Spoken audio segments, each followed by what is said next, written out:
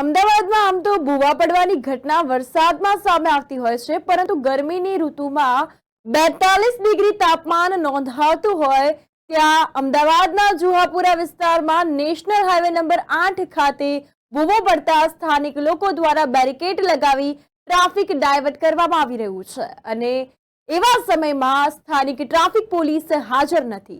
ત્યાં સ્થાનિક લોકોમાં ભારે આક્રોશ જોવા મળી રહ્યો છે કે સાંજ પડતા અહીંયા ટ્રાફિક જામ થાય તેવા દ્રશ્યો સર્જાય તેવી ભીતિ પણ દેખાઈ આવે છે।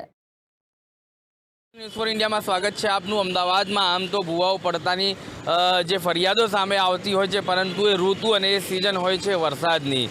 અહીંયા અમદાવાદના જુહાપુરામાં ગરમીના ભર બપોરે અને ભર ગરમીએ જ્યારે 42 ડિગ્રી તાપમાન નોંધાતું હોય એવા સમયે અમદાવાદના જુહાપુરા વિસ્તારમાં ભૂવો પડવો એક નોંધનીય બાબત છે।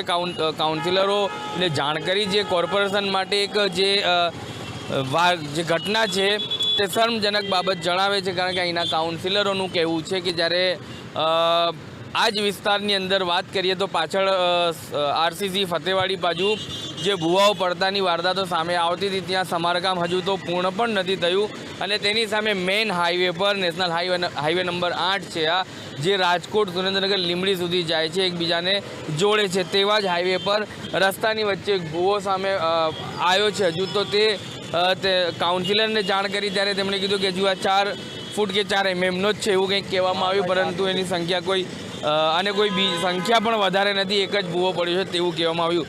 આસપાસના લોકો અહીંયા બેરિકેડ ગોઠવીને રોડ રસ્તો બંધ કર્યો છે। કારણ એ જ હતું કે અહીંયા કોઈ મોટી વારદાત સામે જોવા ના મળે, આ જ ભૂવાને લઈને કોઈ હેવી વેહિકલ આ ભૂવામાં ધસી ના પડે તેને લઈને આ સ્થાનિકોએ તો મદદ કરી છે। અત્યારે પ્રશાસનની ટીમ પણ નથી આવી અહીંના લોકોના कहवा मुजब।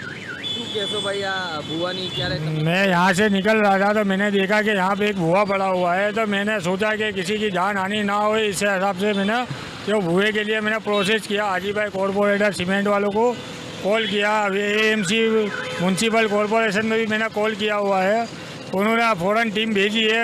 જ્યારે આ ખબર પડી ત્યારે કોર્પોરેશનને જાણ કરતા કાઉન્સિલરને હજુ કોર્પોરેશનથી કોઈ ટીમ આવી નથી, પ્રશાસન તરફથી કોઈ ટીમ નથી, કોર્પોરેશનની કોઈ ટીમ નથી આવી। કોર્પોરેશન ટીમેથી 1-2 માણસને મોકલ્યા હતા મારી હેલ્પ માટે, તો મારી હેલ્પ માટે માણસો 1-2 આવ્યા હતા તો મારી હેલ્પ કરી હતી, તો આટલું અમે કામ કર્યું છે। હજી એએમસીમાંથી આવી હતી ગાડી, એએમસીની ગાડીમાંથી આવીને ઓલી બેરીકેડને એ બધું મૂકીને રસ્તો બંધ કર્યો છે અને જતા રહ્યા અને પછી જતા રહ્યા છે। જી ચોક્કસથી તો અહીંના આજ વિસ્તારની જો વાત કરીએ તો અહીંના જે યુવાઓ છે, આસપાસના લોકો, દુકાનદારો છે, ફ્રી સમયે તે લોકોની મદદમાં ઉતરતા હોય છે, એટલે જ ઉતરતા હોય છે કે અહીંયા પ્રશાસન તરફથી તેમને કોઈ સુવિધા મળતી નથી, સુવિધાઓનો અભાવ તો હોય જ છે। જેમ કરીને વાત કરીએ અમે કે કઈ રીતના સુવિધાઓનો અભાવ હોય છે, તો પ્રશાસનની ટીમ અહીંયા પહોંચતી નથી। એક તો આ ભૂવાની ઘટના જ્યારે તેમને ખબર પડી ત્યારે તેમને અહીંયા પહોંચી જવાનું એમની ટીમ દ્વારા બેરિકેડ લગાવી દેવામાં આવે અને રોડને એક તરફ ડાયવર્ટ કરી દેવામાં આવે, તે જ કામ અહીંના સ્થાનિક લોકો કરી રહ્યા છે। આવી જ રીતના જો ટ્રાફિક જામ થતું હોય તો અહીંના સ્થાનિક લોકો વોલેન્ટિયર તરીકે ઊભા રહીને ટ્રાફિકને જે છૂટું પાડે છે અને અહીંના લોકો પ્રશાસનને એક મેસેજ આપે છે કે તેમની સેવામાં તત્પર આ લોકો, જનતાની સેવામાં તત્પર આ લોકો ઊભા હોય છે, પરંતુ પ્રશાસન અહીંયા હર હંમેશ નિષ્ફળ જ નજર આવતું હોય છે।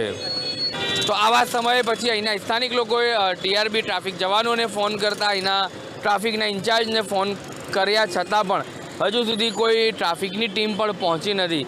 આ વારદાત હવે જે મેઇન રોડ હાઈવે પર છે આ ઘટના, અને સાંજ પડતા અહીંયા ટ્રાફિકનો જે માહોલ છે બહુ જ અહીંયા ગંભીર થઈ શકે છે। અહીંયા ટ્રાફિકની સમસ્યા મોટી સંખ્યામાં ઊભી થઈ શકે છે જો અહીંયા ટ્રાફિકના જવાનોને તૈનાત ન કરવામાં આવે તો। આ ભૂવાને લઈને રોડ એક તરફ બંધ કરવામાં આવ્યો છે, ડાયવર્ટ કર્યો છે, તેને લઈને હવે ટ્રાફિકની સમસ્યા પણ મોટી સામે આવી શકે છે, એટલે પ્રશાસનને વહેલી તકે આનું સમારકામ કરાવવું જોઈએ તેવી માંગ અહીંના લોકોની છે।